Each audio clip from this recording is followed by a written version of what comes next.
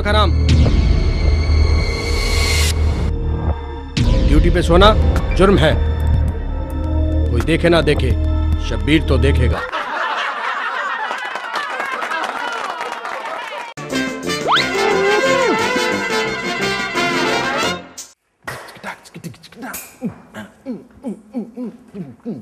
अरे मेरा दोस्त बैठा है।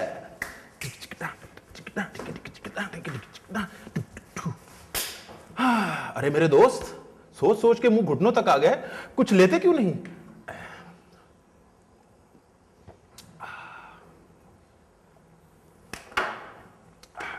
और सुना लड्डू, क्या चल? क्या खाक सुनाऊं मैं? अबे यार सुबह से दिन ही खराब चल रहा है। सुबह सुबह बीवी से झगड़ा हो गया, वो लड़के मायके चले गई, ऑफिस लेट पहुंचा हूं, गाड़ी खराब हो गई थी रास्ते में, बॉस ने निकाल दिया, वापसी पर मेरा चालान हो गया। अब खुदकुशी करने के लिए जहर आगे रख के बैठा था, वो भी तूने पी लिया। अच्छा अच्छा